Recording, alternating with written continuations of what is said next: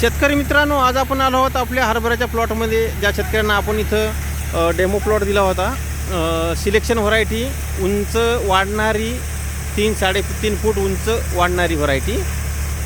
जमिनीनुसार खतं पाणी वातावरण याच्यानुसार उंच वाढते. फक्त या व्हरायटीचं वैशिष्ट्य उंच तर वाढते पण फांद्या पण भरपूर करते, पण त्या उभ्या करते.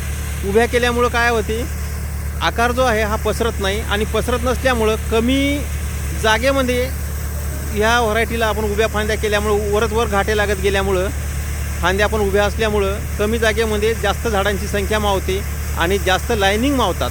ज्या जागी आपण पसरणाऱ्या व्हरायट्या 1.5 फुटानं 2.5 फुटानं 3 फुटानं पेरतो, त्या जागी ही व्हरायटी 1 फुटापासून 1.25 फूट 1.5 फुटापर्यंत पेरू शकतो. त्याच्यावर पेरायची गरज नाही, कारण जागा शिल्लक राहते. तर ही पसरणारी व्हरायटी आहे. या व्हरायटीला आपण उभी व्हरायटी असल्यामुळं, उंच वाढणारी असल्यामुळं या व्हरायटीला कुठल्याही प्रकारचा आपल्याला जास्त व्याप किंवा जास्त जागा द्यायची गरज नाही, जास्त स्पेसिंगची गरज नाही. तर त्यासाठी ही व्हरायटी एकरी 30 किलो ते 40 किलो आपण इथं पेरू शकतो जमिनीनुसार, हलकी मध्यम भारी त्यानुसार. तर जितकं जास्त आपण इथं टाकसाल बियाणं तितकं आपण इथं ॲव्हरेज काढू शकतो. आणि खताच्या मात्रा फक्त एकदाच द्यायच्या. तर आता इथं खताच्या मात्रा कुठल्या दिल्या, काय दिल्या हे या शेतकऱ्यांनी आपल्याला सांगितलं आहे. तरी पण त्यांना एकदा विचारू.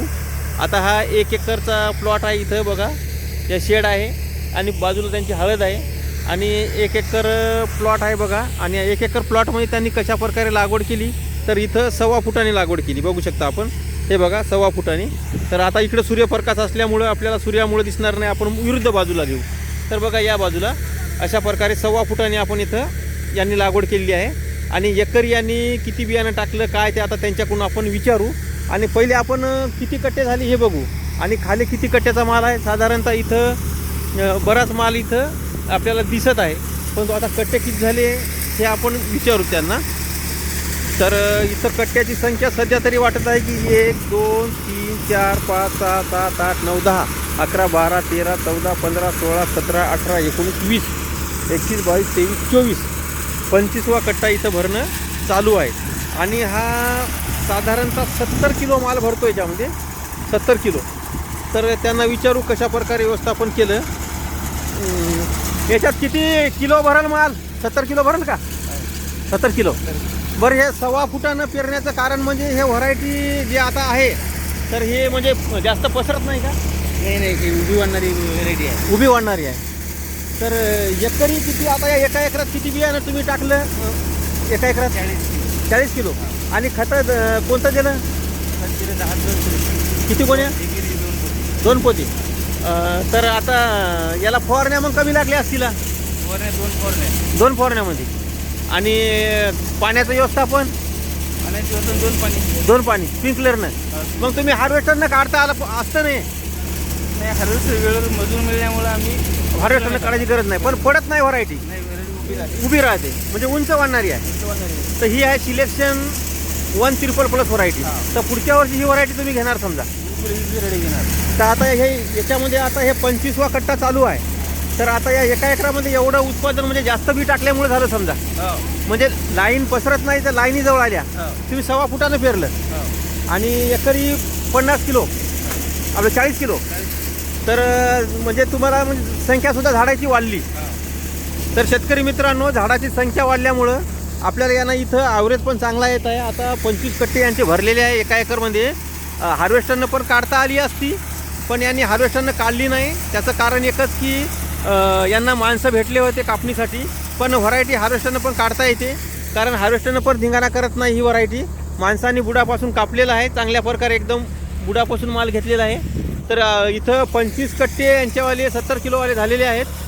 तर 70चे 25 म्हणजे 7 10 70 7 7 14 14 आणि 7 5 25 14 3 17 म्हणजे 17 17.5 म्हणजे 18 क्विंटलपर्यंत येऊ शकते. कारण अजून एखादा कट्टा तरी याच्यात बसू शकते, याच्यात एखादा कट्टा म्हणजे 18 क्विंटल समजा. तर इथं 7 10 70 7 10 70 म्हणजे 14 क्विंटल. 14 आणि 7 5 25 3.5 क्विंटल म्हणजे 14 3 17 17.5. आणि याच्यात अर्धा एक कट्टा म्हणजे 18 18.5 म्हणजे 18.5 क्विंटलपर्यंत उत्पादन होण्याची शक्यता आहे एका एकरमध्ये. आणि त्यांचा जो 1.5 एकरचा प्लॉट आहे तो पलीकडे शिल्लकच आहे, आपण बघू शकता. त्याच्यामध्ये पण चांगल्या प्रकारे उत्पादन येण्याची शक्यता आहे. तर फवारणीचे पैसे किती वाचले यांचे URV प्रक्रियेमुळे ते पण विचारू. तर फवारणीचे पैसे किती वाचले URVP प्रक्रियेमुळं? फवारणी रुपये वाजते तरी अंदाजे अंदाजे 5,000 वाजते.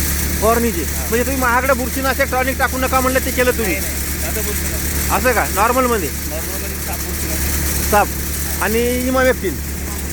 तर माल पण चांगल्या क्वालिटीचा निघाला तुमचा. हे तरी मात्र्याचं होय. हे चांगलं दिसायला सगळा जबरदस्त माल आहे आणि यंत्र चांगलं जबरदस्त माल काढायला. माल फुटला नाही विशेष म्हणजे.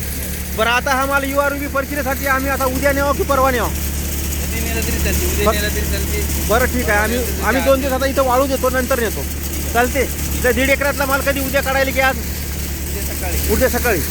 ठीक आहे. तर शेतकरी मित्रांनो उद्या सकाळी त्या 1.5 एकरामधला सुद्धा माल ते काढणार आहेत आणि नंतर आपण सर्व माल एका जागी करून URVP प्रक्रियेसाठी घेऊन जाणार आहोत वाळवल्यानंतर. तर बघा सिलेक्शन 1 3++ या व्हरायटीपासून URVP प्रक्रियायुक्त असल्यामुळं फवारणीचे 5,000 ते 7,000 रुपये वाचले. उत्पादन पण भरपूर वाढलं कारण जवळ जास्त वाढ होणारी व्हरायटी असल्यामुळं आणि लाईनिंगची संख्या झाडाची संख्या वाढली त्यामुळे उत्पादन यांचं भरपूर वाढलं. 17-18 क्विंटलपर्यंत याचं उत्पादन आलेलं आहे 1 एकर क्षेत्रामध्ये. तर अशा प्रकारे या व्हरायटीचं आणि पाणी कमी लागते आणि बचत पण भरपूर होते फवारणीची, पाण्याची, निंदन खर्च, डवरणी खर्च. त्यामुळे हीच व्हरायटी सर्वात चांगली व्हरायटी आपल्याला इथं वाटत आहे. 1 एकर क्षेत्रामध्ये भरगच्च उतारा देणारी व्हरायटी सिलेक्शन 1 3++. जबरदस्त व्हरायटी. मग आणि मररोग मुक्त असल्यामुळे झाडाची संख्या जशाच तशी व्यवस्थित राहते त्यामुळे या व्हरायटीपासून भरगच्च उतारा आपल्याला इथं मिळतो.